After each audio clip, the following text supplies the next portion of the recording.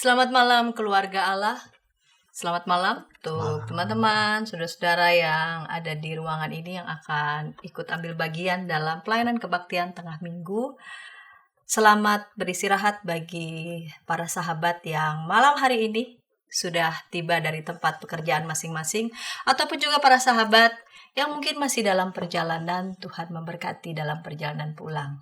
Mari kita mengawali kebaktian kita yang bertema pemulihan adalah perubahan dan memurnikan diri ini dengan bersaat teduh.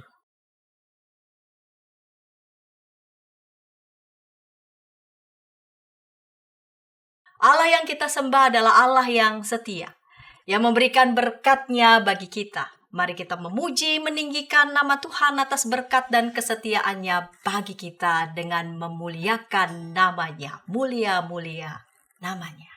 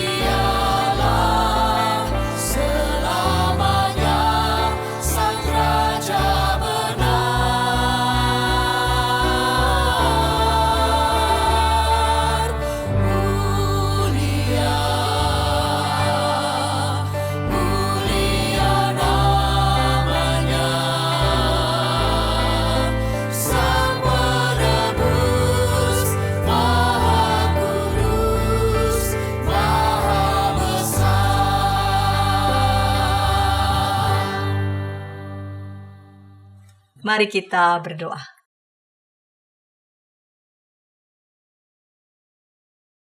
Kami sungguh bersyukur atas pertolongan yang Tuhan boleh berikan bagi kami sepanjang hari ini. Kami bersyukur di malam hari ini sebelum kami beristirahat, kami boleh beribadah bersama pada malam ini bersama dengan keluarga saudara kami. Kami mohon pimpinan Tuhan dalam kebaktian kami. Amin. Sahabat, dalam realitas hidup sehari-hari kita menyaksikan ada begitu banyak orang membutuhkan pemulihan dari cara berpikir, dari cara bertindak yang dicengkeram oleh dosa. Pemulihan hanya bisa terjadi ketika kita sungguh-sungguh datang pada Allah, sehingga kita tidak terus terpuruk dan kita dapat kembali bangkit. Firman Tuhan melalui Yesaya 62 ayat 4 menyatakan demikian.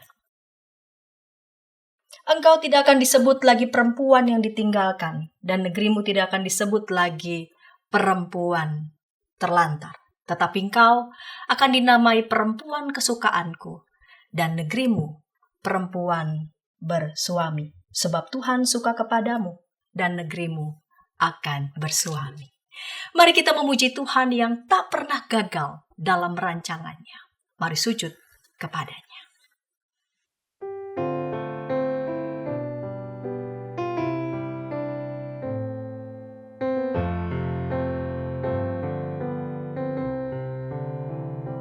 Ya Tuhan, kasih-Mu sampai ke langit, setia-Mu Tuhan sampai ke awan. Betapa berharga kasih setia-Mu, anak manusia berlindung padamu. Ya Tuhan, kasih-Mu sampai ke langit, setia-Mu Tuhan sampai ke awan. Betapa berharga kasih setia-Mu, anak manusia berlindung padamu.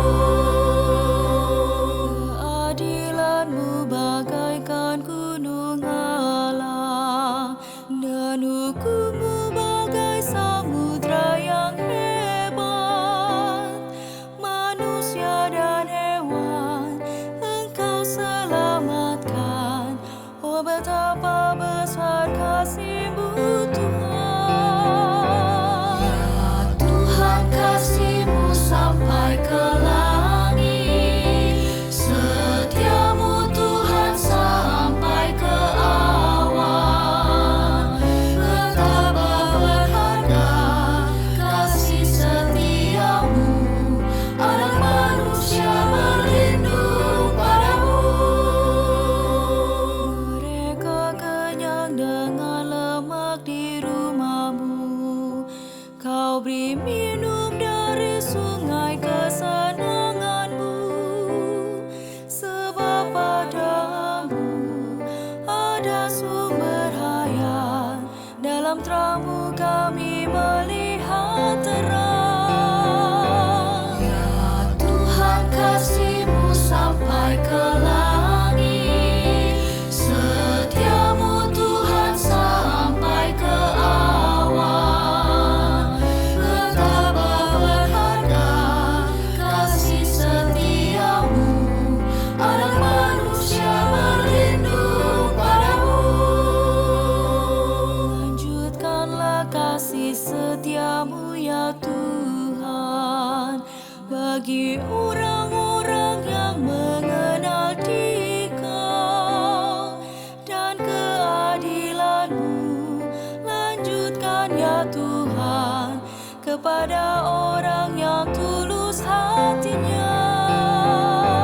Ya Tuhan, kasih-Mu sampai ke langit, setia-Mu Tuhan sampai ke awan.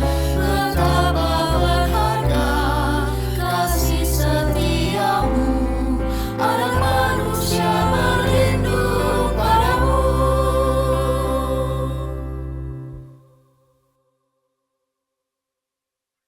Mari keluarga Allah kita berdoa sebelum kita merenungkan firman Tuhan. Ya Bapa, kami sungguh membutuhkan pertolongan Bapa melalui kuasa Roh-Mu yang kudus, kala kami akan membaca bagian dari Alkitab dan hendak merenungkan firman-Mu. Dan kami mau belajar melakukannya dalam hidup kami. Dalam Yesus Kristus firman yang hidup kami berdoa. Amin. Injil Yohanes pasal 2 ayat 1 sampai 11. Injil Yohanes pasal 2 ayat 1 sampai 11. Perikop ini diberi judul perkawinan di Kana. Pada hari ketiga ada perkawinan di Kana yang di Galilea dan Ibu Yesus ada di situ. Yesus dan murid-muridnya diundang juga ke perkawinan itu. Ketika mereka kekurangan anggur, Ibu Yesus berkata kepadanya, "Mereka kehabisan anggur." Kata Yesus kepadanya, "Mau apakah engkau dari aku, Ibu? Saatku belum tiba." Ibu Yesus berkata kepada pelayan-pelayan, "Apa yang dikatakannya kepadamu, lakukanlah itu." Di situ ada 6 tempayan yang disediakan untuk pembasuhan menurut adat orang Yahudi. Masing-masing isinya 80 atau 120 liter. Yesus berkata kepada pelayan-pelayan itu, isilah tempayan-tempayan itu penuh dengan air. Mereka pun mengisinya sampai penuh. Sesudah itu kata Yesus kepada mereka, sekarang cedoklah dan bawalah kepada pemimpin pesta, lalu mereka membawanya. Pemimpin pesta itu pun mencicipi air yang telah menjadi anggur itu. Ia tidak tahu dari mana datangnya, tetapi pelayan-pelayan yang mencedok air itu mengetahuinya. Setelah itu ia memanggil mempelai laki-laki dan berkata kepadanya, setiap orang menghidangkan anggur yang baik dahulu, dan sesudah orang puas minum, barulah yang kurang baik. Tetapi engkau menyimpan anggur yang baik sampai sekarang. Hal itu dilakukan Yesus di Kana yang di Galilea sebagai yang pertama dari tanda-tandanya, dan dengan itu ia telah menyatakan kemuliaannya dan murid-muridnya percaya kepadanya. Keluarga Allah yang dikasih Tuhan, pada pekan sesudah Epifani ini, teks bacaan Injil kita menggambarkan ada suasana sukacita, yaitu pesta perkawinan di Kana. Menarik bagaimana Injil Yohanes menghadirkan karya Yesus setelah pemanggilan murid-murid Yesus yang pertama. Di Yohanes pasal 1 ayat 51 dituliskan, lalu kata Yesus kepadanya, sesungguhnya aku berkata kepadamu, kamu akan melihat langit terbuka dan malaikat-malaikat Allah naik turun pada anak manusia. Persis sesudah ayat ini di pasal 2, memang kita tidak menemukan persis pernyataan yang Yesus katakan tentang malaikat yang naik turun pada anak manusia. Tapi perikop sesudahnya adalah tentang perkawinan di Kana. Pelayanan Yesus digambarkan oleh penulis Injil Yohanes bermula dari rumah. Kalau kita baca di pasal 1 ayat 35 sampai 51 tentang murid-murid Yesus yang pertama, di sana khususnya di ayat 38 saya bacakan, namun Yesus menoleh ke belakang, ia melihat bahwa mereka mengikuti dia lalu berkata kepada mereka, apa yang kamu cari? Kata mereka kepadanya, Rabi, artinya guru, di manakah engkau tinggal? Ya, jadi pertanyaan murid Yesus yang pertama pada Yesus adalah, di manakah engkau tinggal? Ia berkata kepada mereka, marilah dan kamu akan melihatnya. Mereka pun datang dan melihat di mana ia tinggal, dan hari itu mereka tinggal bersama dia. Dan di pasal 2 kembali yang digambarkan tentang rumah. Rumah itu bukan sekadar bangunan yang kita sebut rumah. Tapi rumah itu amat kental kaitannya dengan keluarga. Pada peristiwa perkawinan di Kana, Yesus dan murid-muridnya hadir dalam acara tersebut. Bagi orang Yahudi, peristiwa perkawinan itu juga adalah peristiwa sosial yang melibatkan komunitas, melibatkan keluarga di wilayah tersebut. Rasanya bukan saja bagi orang Yahudi ya, tapi umumnya bagi kita orang Indonesia ya, bicara soal acara perkawinan itu bukan cuman soal keluarga internal, tapi juga kaitannya dengan komunitas, kaitannya dengan keluarga, keluarga besar. Kalau ada keluarga besar di satu kampung berarti berkaitan dengan satu kampung. Keluarga yang menyelenggarakan pesta perkawinan akan mengupayakan yang terbaik agar kegembiraan, sukacita dapat dirasakan oleh keluarga, oleh kerabat yang hadir. Nah, salah satu hal yang sangat penting dan mesti dipastikan ada dalam perjamuan kawin pada saat itu adalah mesti ada hidangan air anggur. Mesti ada hidangan air anggur. Jamuan air anggur itu menjadi sangat penting. Tanda keramahan dari keluarga yang menyelenggarakan pesta perkawinan adalah menghidangkan air anggur, sehingga setiap undangan yang hadir dapat mencicipinya. Tapi jangan berpikir bahwa lalu kemudian setiap tamu yang datang, undangan yang datang, keluarga yang hadir, keluarga besar yang hadir, lalu tidak lagi menaruh hormat pada acara tersebut dengan minum anggur lalu kemudian menjadi mabuk.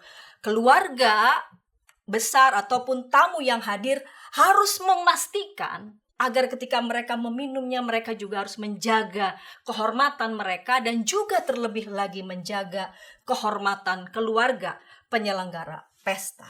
Yesus dan murid-muridnya hadir dalam acara tersebut, turut bergembira dengan para tamu yang hadir. Dan ternyata dalam suasana kegembiraan pun terjadi krisis. Krisis apa? Ternyata si keluarga penyelenggara pesta kehabisan anggur.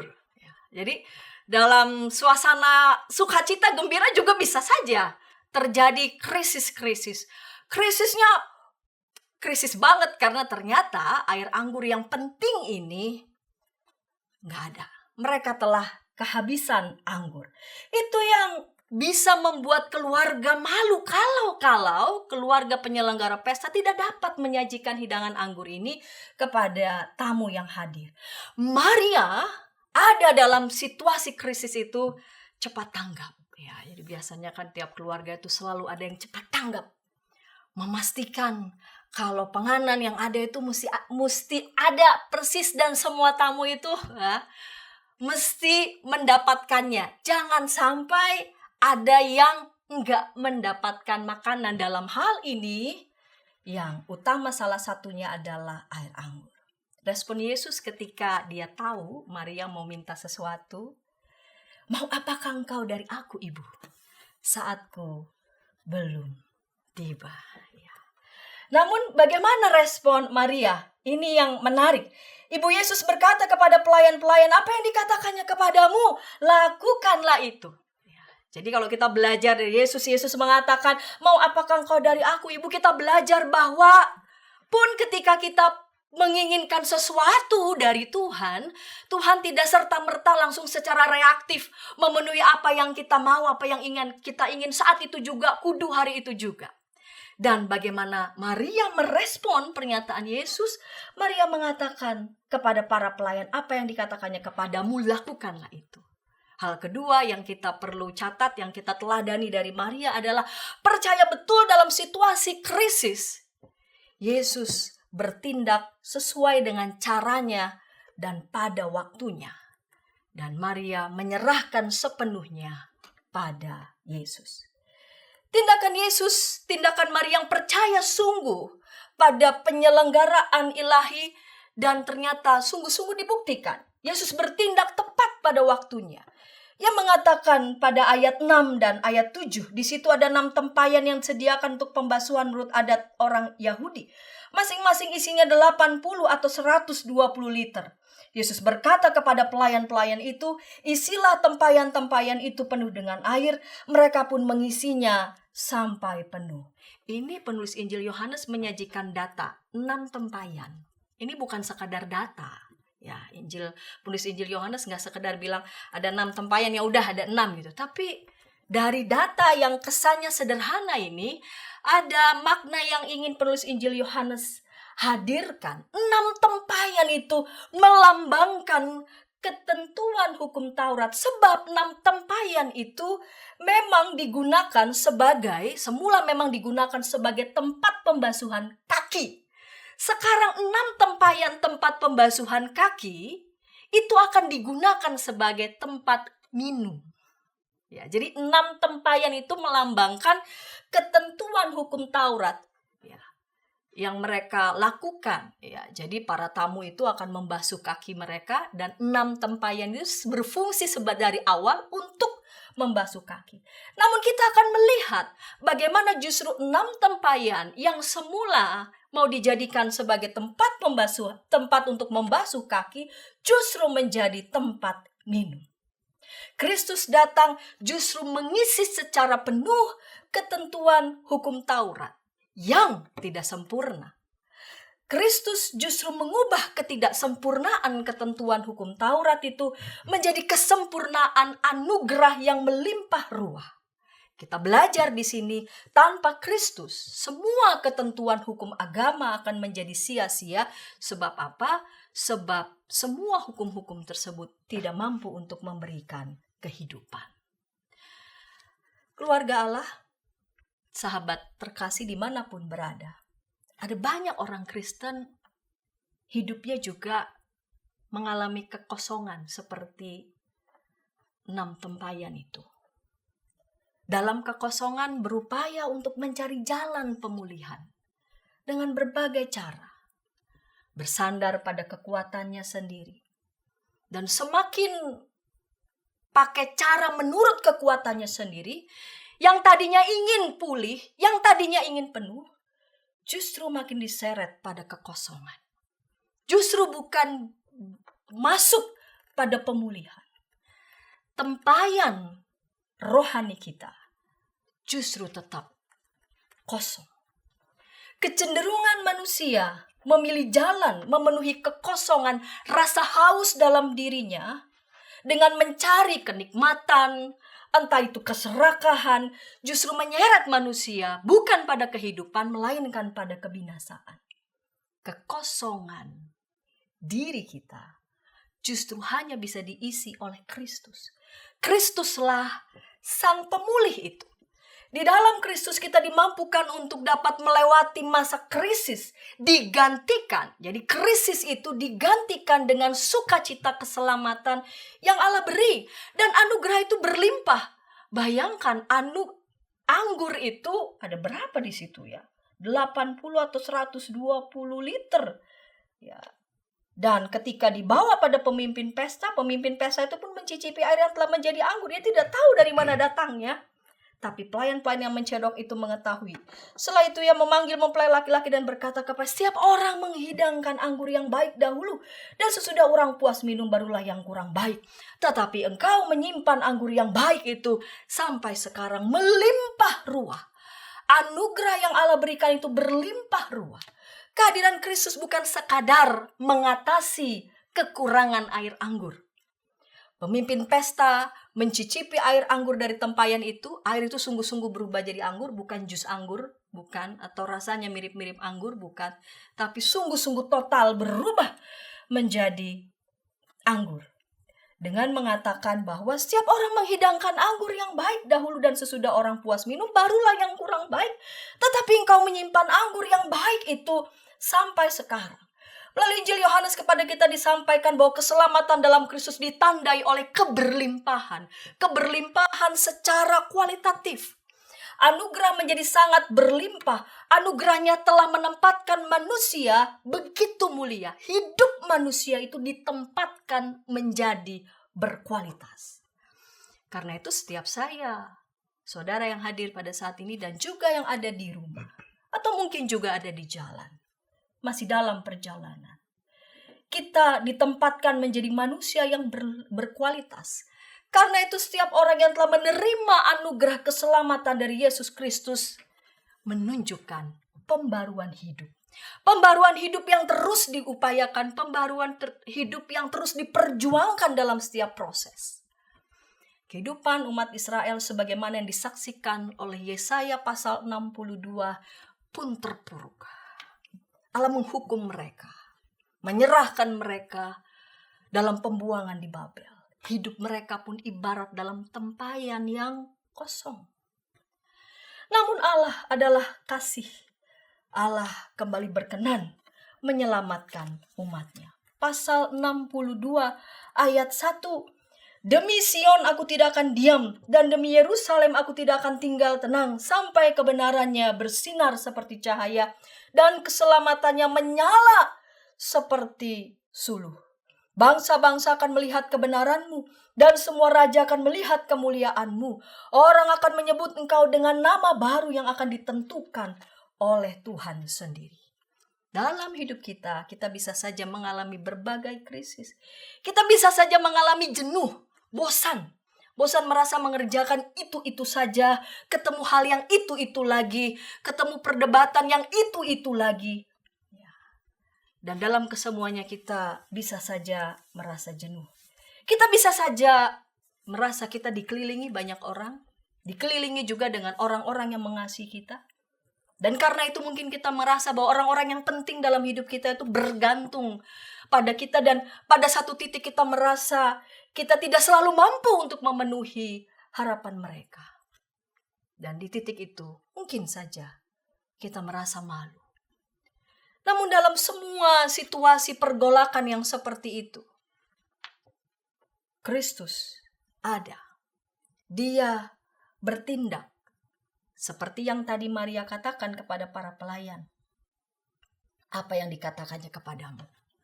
Lakukanlah itu. Dia bertindak sesuai dengan caranya, dengan waktunya. Situasi krisis diubah menjadi harapan. Situasi krisis diubah menjadi anugerah yang berlimpah-limpah. Tempayan kehidupan kita diisi dengan keselamatan yang meluap-luap, yang berlimpah-limpah dari Allah. Hidup kita dibarui secara total dari air menjadi anggur. Amin.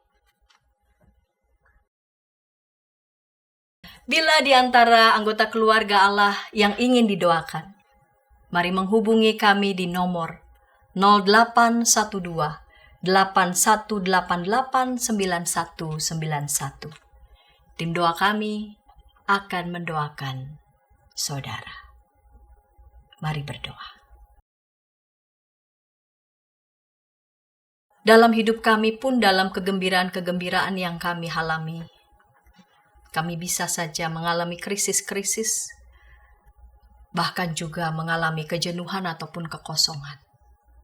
Dan pada titik itu, bisa saja sebagai manusia kami mencari jalan yang menurut kami bisa membuat hidup kami ini kembali penuh, kembali bergairah.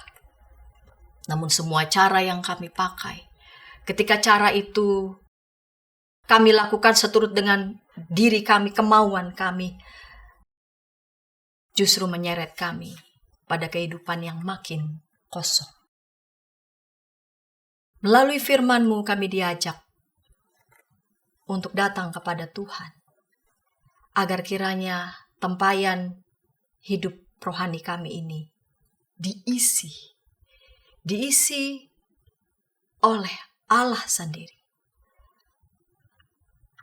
Kami akan melihat kekosongan kami akan berubah menjadi gairah, menjadi kepenuhan. Hidup kami dipulihkan sehingga hidup kami ini punya bobot, punya kualitas. Kemanusiaan kami ditempatkan secara mulia di hadapan Tuhan. Kami sungguh bersorak-sorak dan kami mau menyatakan syukur kami dengan berjuang untuk membarui hidup kami. Makin hari hidup kami makin boleh berkualitas. Makin hari relasi kami dengan anggota keluarga kami mau terus upayakan menjadi relasi yang sehat, menjadi relasi yang berkualitas. Makin hari relasi kami dengan kawan-kawan sekerja kami mau diisi, kami mau isi dengan relasi yang berkualitas. Sehingga dengan demikian kami bersama-sama boleh bersorak-sorak memuliakan Tuhan, karena kami sungguh mengalami hidup kami ini selalu diisi oleh Tuhan. Hidup kami ini selalu diisi oleh sukacita, sehingga hidup kami ini boleh terus mendapatkan kepenuhan, gairah yang datangnya dari Tuhan. Terima kasih Bapa, dalam Yesus Kristus kami berdoa. Amin. Pemulihan hanya dapat terjadi ketika kita mau melakukan pembaruan dan pemurnian secara total. Hanya di dalam pertolongan Allah, melalui Yesus Kristus kita dimurnikan dan bertekun membarui diri dengan mewujudkan panggilan, bersekutu, bersaksi, dan melayani. Perubahan besar.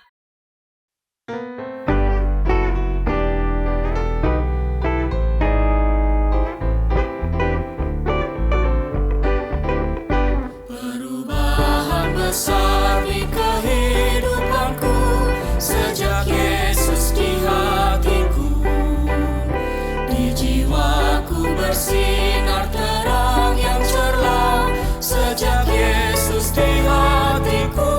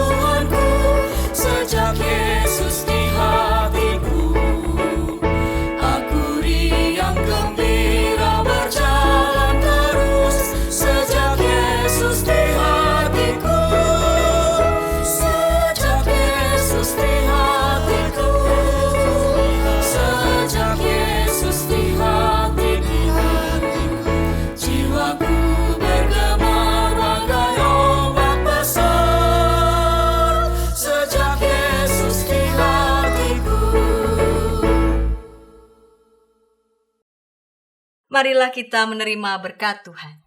Kita berdiri.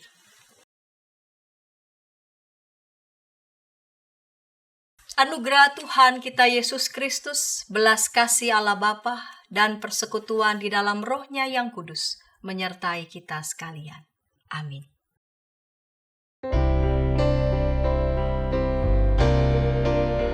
Terima kasih ya Allah Bapa, terima kasih ya Yesus Kristus Tuhan, terima kasih ya Roh Kudus, Allah Trinitas Maha Kudus.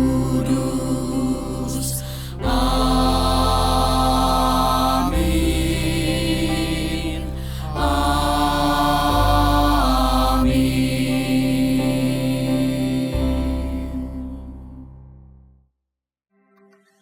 Selamat malam dan terima kasih.